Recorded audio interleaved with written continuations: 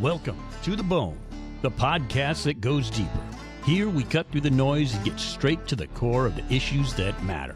From real stories to raw truths, we dive deep into the conversations that shape our world and challenge our thinking. We're not afraid to dig in and get to the marrow of it all.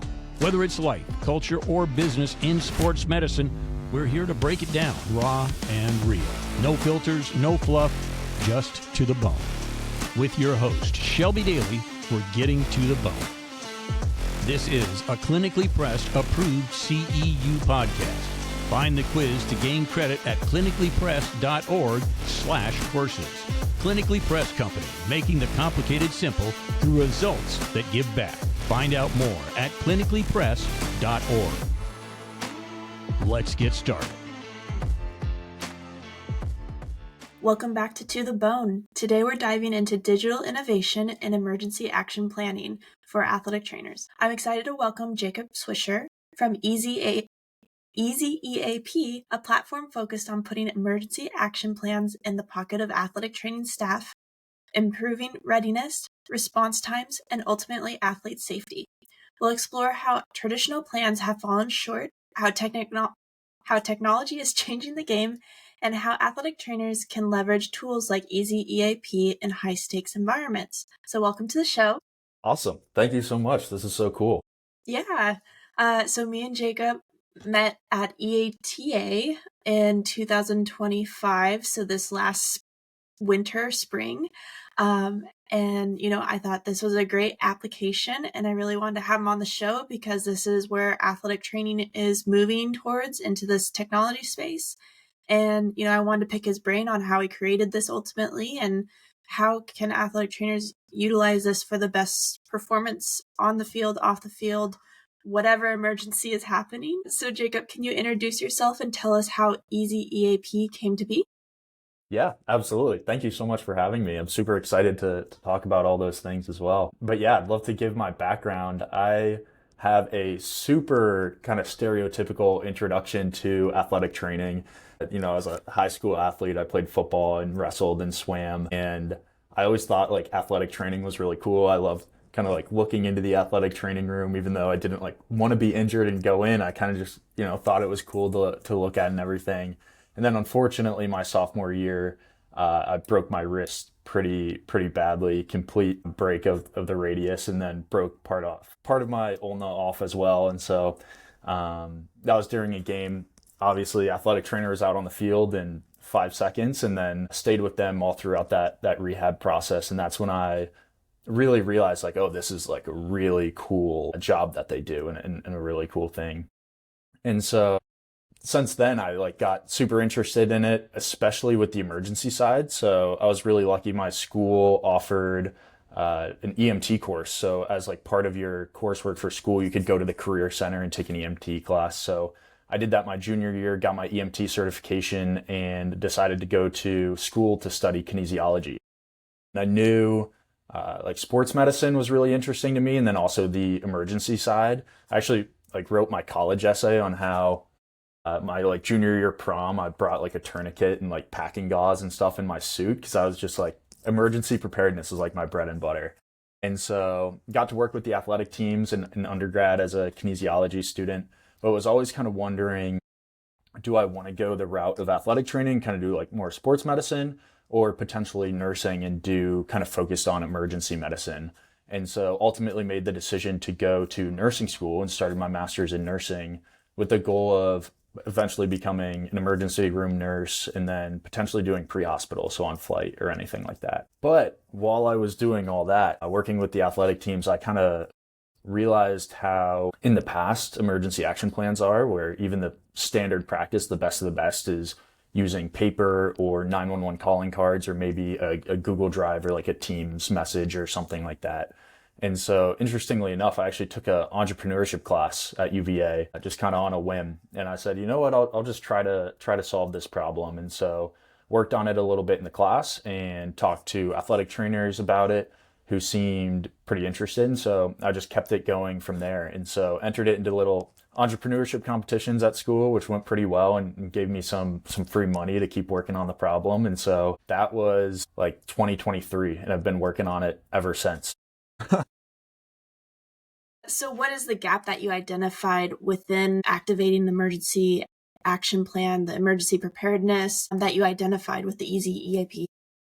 Yeah, absolutely. So I would say it more came of seeing an opportunity, because we had our paper emergency action plans and our 911 calling cards, which when followed can work well. But I was really interested in kind of like technology as well. And so this was kind of when automating things on iPhones became more popular, using things like shortcuts and all that.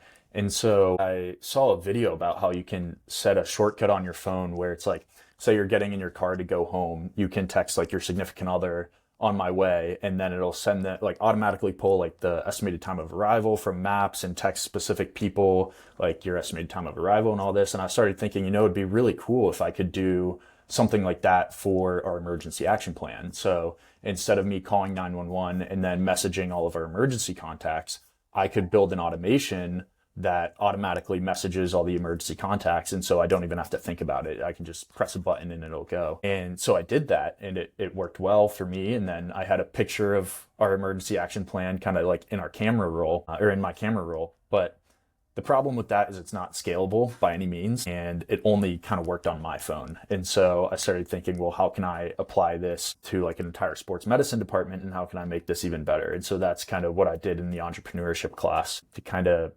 bring technology into emergency action plans to bring them a step above. But once I really kind of started diving into emergency action plans and looking at the research and the case studies and all that, I found that these EAPs can be so tedious to update when you're updating 911 calling cards and paper and everything, where if you have to update one phone number, you have to update all of your emergency action plans and print them all out or email them all out again and make sure everyone has the same copy. And we know that this has led to shortfalls in the past as well. There are a couple of cases out there in particular where maybe the EAP wasn't distributed properly or something like that, and people don't know where the AED is and all that, and it leads to very unfortunate scenarios. So once I kind of dove into it more, I started realizing like this is something that could make a big difference and really help people.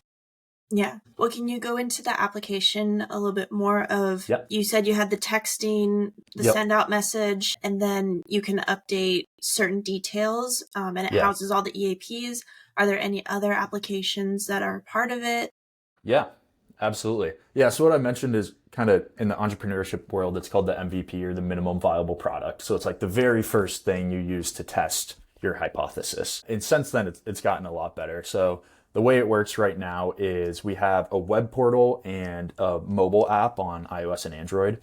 And so typically your EAP coordinator is going to be the one who's in the web portal. So that's on the desktop. They upload all the PDFs of the emergency action plans. And then along with each PDF, you set the address and an alert message.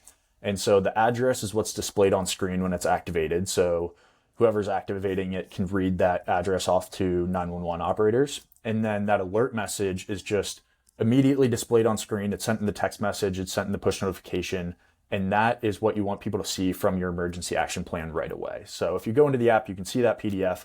And then if you activate it, it sends out that mass notification we talked about. So push notification, email, and text message. And in that notification is the address, the type of emergency, that alert message as well. And so athletic trainers can use that customizable alert message for different things. Sometimes what's most pertinent is you want people to see where the closest AED is. Sometimes if EMS has to come through like a weird kind of driveway up to your venue and through a gate or something like that, you can put that in the alert message, like the gate lock code. You can put the cross street where to meet EMS. And then the thing that I really like that alert message for as well is it's super easy to update. So for example, if you have one of your doors to your venues is under maintenance for the day, you can just put in that alert message, the east doors are under maintenance, direct EMS to the west doors. And you save that for that day. And then once the maintenance is done, you can kind of remove that from your alert message. So you don't even have to update your whole emergency action plan. But if someone were to activate the EAP during that day, they see that alert message and they know to direct EMS to the new door and all that. Okay. So is this best used for like athletic departments, or can per diem athletic trainers use it where they're at random places all over the world, all over the place? Could a contractor send this to them depending on where they're at and working that day? Yeah, great question. So that is one of the best use cases for the app, is kind of per diem athletic trainers or anyone who's visiting, whether that's a visiting team or for a neutral site game or something like that. But realistically, the way that works is the facility that's hosting the event needs to have EZ-EAP in their emergency action plans, but it is a very easy way to share it with per diem athletic trainers or visiting staff. You can invite someone to your emergency action plans temporarily. So for example, I could say, I want to add Shelby to our football stadium emergency action plan for the weekend. And then you have access to the PDF. You can activate it to send that mass notification, get those alerts, everything. And then once the weekend is done and your job is over, your access just expires. In sports medicine, we talk a lot about recovery, but not all recovery tools are created equal. Mark Pro isn't just another muscle stim unit. It's a recovery technology trusted by elite athletes, athletic trainers, and rehab professionals. Whether you're grinding through tournaments, back-to-back practices, or long clinic days, Mark Pro helps your muscles recover faster, perform better, and feel fresher tomorrow.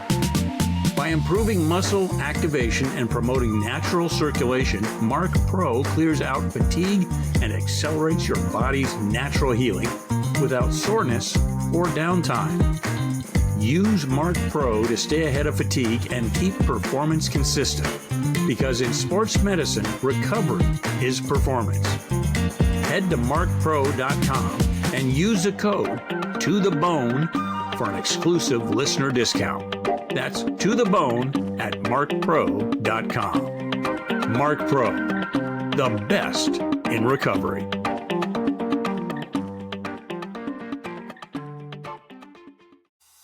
Now, more than ever, athletic trainers are becoming inundated with the growing volumes and sources of data surrounding clinical injury management. In fact, the purpose of data has changed.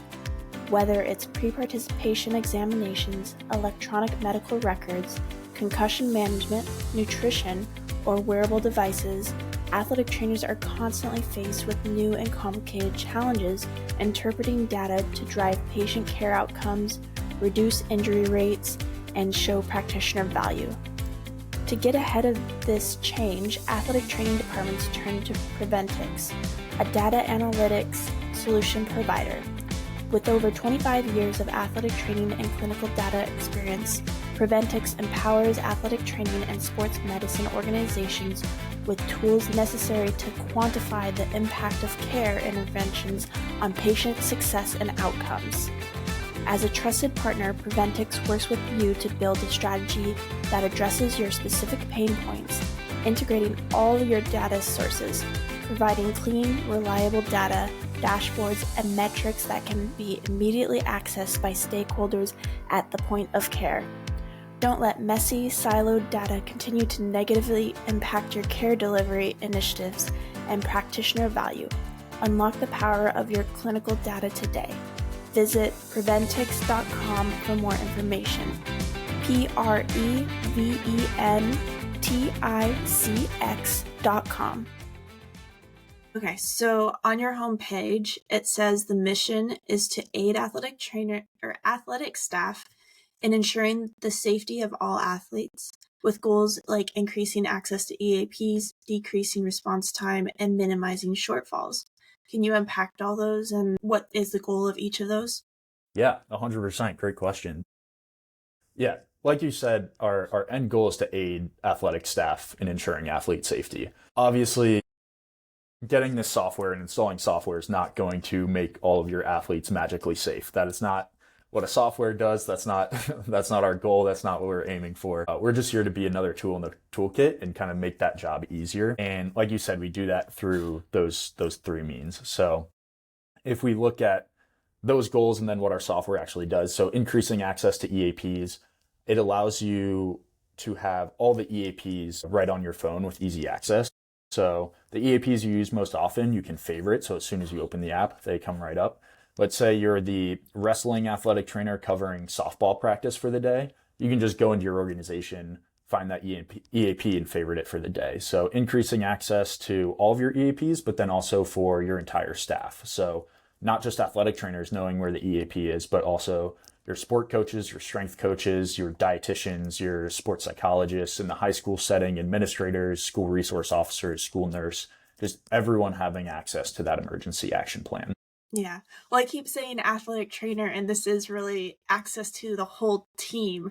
Exactly. I always keep thinking when I'm there, it's usually the athletic trainers really communicating very tightly, and then you're just including other people as necessary. But this really does create the team environment when an emergency situation does arise, which is great. And I think, as an athletic trainer, we always try to do the trainings with the different athletic teams and, well, this is what's going to happen. You're going to do this, or even just the managers, admin, but nobody really fully pays attention, which I think having this creates more accountability for everybody that's involved with the event, which is, I think, great and something that gets brushed over a lot. Yeah, 100%. And that actually guides us perfectly into the next one as well, of decreasing response time. And the way that really looks is, if we think about, we can use a high school, for example, here, but if we say like a baseball or a softball coach out on the field kind of by themselves, maybe the athletic trainers at the soccer game or something like that, if that coach has an emergency, typically they'll call 911 and call the athletic trainer. And so the athletic trainer will be getting over there as fast as they can, and then 911 obviously has their own response mechanisms there. But with the app, it allows them to press one button to notify everyone you set as a contact. So that athletic trainer is getting that text, that push notification, potentially that email as well. But so is your school resource officer, your school nurse, all of your administrators. So even if they're not responding to help provide a medical care, they're at least helping to, or responding to assist with that 911 response, maybe getting the rest of the team to a safe place or something like that. And that's where we kind of come in to make that response easier with the response time. Yeah. No, it all makes sense, especially when you have security on campus and they're not really at the event. So, no, this is awesome. Yeah. And then the last one as well. Yeah, sorry. No, keep going. Yeah, just the minimizing shortfalls. A big part of that for us is just having the up-to-date information in the palm of your hand when you need it. So instead of having to go dig through to find that piece of paper or whatnot, you have that PDF, but then also the alert message we touched on earlier. So in the text and the push notification displayed on screen, you have the gate lock code, you have the cross street where to meet EMS, where the closest AED is. So those, like I said, those things you need to see right away, you have to hopefully prevent any kind of shortfalls or anything like that. Yeah. Well, I'm sure you've done your research, but have there been any lawsuits for people not following their EAP directly or changing it and causing worse outcomes than if they just followed the EAP? I haven't really followed a lot of lawsuits, but I'm sure you've somewhat kept a pulse on that. Yeah, there's been some very unfortunate ones, unfortunately. Some of them I touched on a little bit, where maybe there is construction. So there's a new gate EMS is supposed to go through, so there's a delayed response time of EMS. There have been cases where like a new wing of a building has been made, and so there's an AED in that new wing, but nobody kind of knew it was there, and the EAP wasn't distributed. But yeah, there's been, I believe, we're past $30 million of settlements in Division I football alone in the past, I want to say 20 years.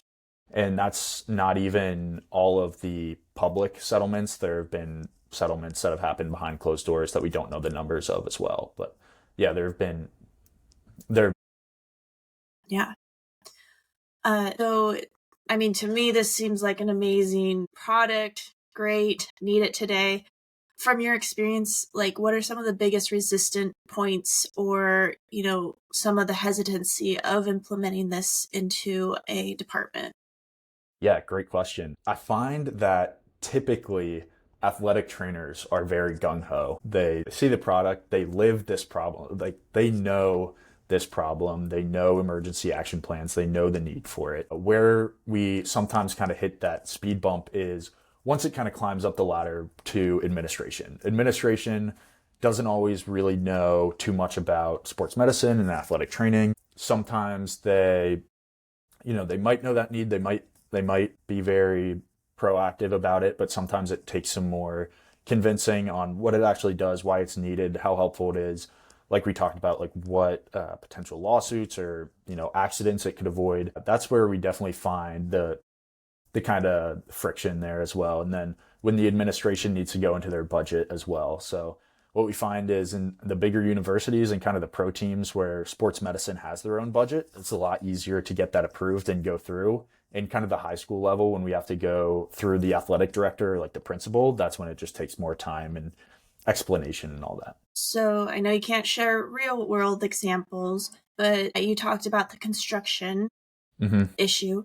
Could you share some examples or case studies where EZ-EAP made a difference in the sport or the emergency action scenario? Yeah, absolutely. I think the biggest examples here would be when the athletic trainer isn't necessarily on site with the athlete directly. And so I think a lot of times when we think about EAPs and pre-event medical meetings and emergency preparedness and all that, we typically picture a football game, or at least that's when I talk to lay people who aren't athletic trainers, that's what they think of, which is great. We need to be prepared for football games, like Damar Hamlin, the key examples, yes. But at those big NFL Power 4 football games, you have, 5+ doctors, maybe 10 athletic trainers between the two sidelines. You have x-ray technicians and EMS is on site and everything. You need to be coordinated. You need to know who's doing what in that response. But that's not necessarily where EZ-EAP is going to be making the biggest difference. Where EZ-EAP is going to be making the biggest difference is if we think about a strength coach in the weight room with the soccer team, and they have an emergency and they need to send athletes to go find the athletic trainer and someone has to go get EMS. If they can just click a button, the entire sports medicine staff is notified. So whether they're next door in a locker room or in the athletic training room, they know, oh, hey, the strength coach is having an emergency in the weight room. I'm not even the soccer athletic trainer, but I'm going to grab the AED and go help with that response. And so that's where kind of minimizing the barriers to who can help with that response is going to be key. And then when it comes down to it, in cardiac arrest, obviously, we're looking to decrease time to compressions and time to defibrillation. So that's where the key really lies. Yeah. So we talk heavily on athletic events. Can this be used in other settings like the industrial setting, office setting? Does it have to be athletics for this platform to be utilized? Yeah, great question. So right now we are kind of tailored towards athletics, especially when you activate an EAP, you select the type of emergency. And so right now we have the most common emergencies for athletics. So like head, neck, and spine, cardiac arrest, breathing, those types of things. To transition into like the industrial setting or the OSHA space, that is something we're actually actively working on. I know we might talk about updates to our software later on in the show, but that is something that we are talking to athletic trainers about, which I think is really cool that athletic trainers are transitioning into that space because they know the athletic space really well. They know athletic EAPs. And so they've been very helpful to us in saying, all right, you've made this software for athletic EAPs. This is how it would be helpful in the industrial EAP setting. But these are the edits you're going to have to make. And so, that's something we're developing right now and we're really excited about. But if any industrial athletic trainers are watching this, or tactical athletic trainers, or anyone who's in another setting and you're thinking, this could be helpful if they did X, Y, and Z, reach out, let us know. Maybe we can build it for you. You work hard. You train hard. You take care of everyone else. But when was the last time you treated yourself? That's where Source Soap comes in. Created by athletes for athletes, Source Soap is an all-natural recovery soap that helps wash away soreness, inflammation, and fatigue. With ingredients like peppermint, eucalyptus, and activated charcoal, it's basically self-care disguised as a shower. Whether it's after a long training session, a tournament weekend, or just a tough day, Source Soap helps you reset, recover, and smell amazing. Because taking care of your body shouldn't stop when you leave the gym. So go ahead, treat yourself. Head to sourcesoap.com and use the code TTB15. That's TTB15 for 15% off your order, because recovery starts with you.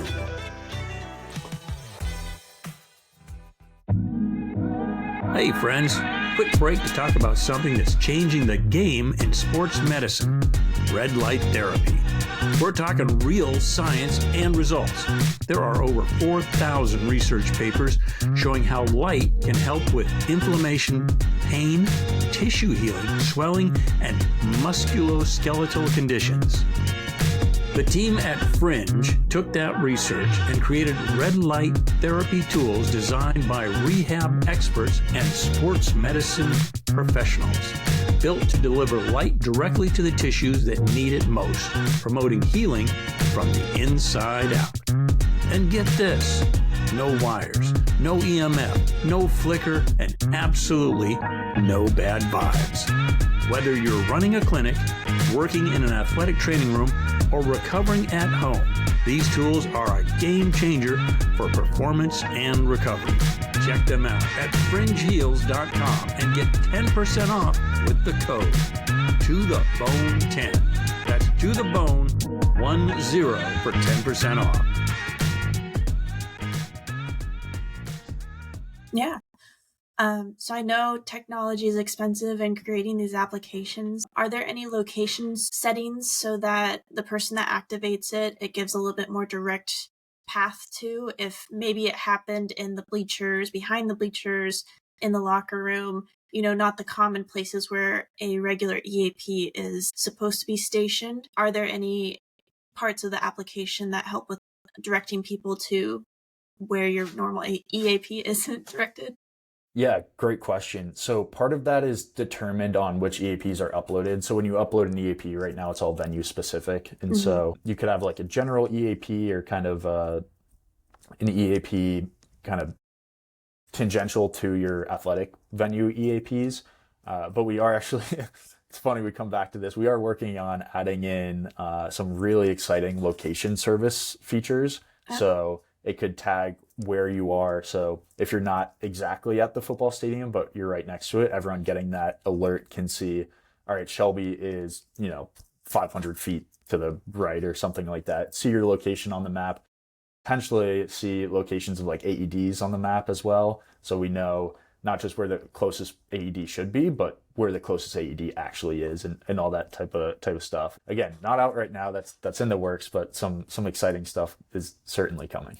Yeah. Well, I just was thinking like a cross-country course where it's miles of path, and it's like, well, they're right in the middle as well. Yeah. Yep. They're so far from where the actual medical tent is. How do you get someone out there? So no, that's really cool, and I think that would be very helpful. I guess, what other future features are you guys working on that you can disclose at this time? Yeah, so those are probably the biggest ones I would say that we're talking about right now, is the adding in location services, hopefully in the near future, and then whatever edits the industrial athletic trainers are looking to add for their setting as well. Yeah, those are probably the biggest too. Yeah. Well, and so this obviously helps streamline services for an emergency, but would you still recommend that people practice their EAP on a regular basis?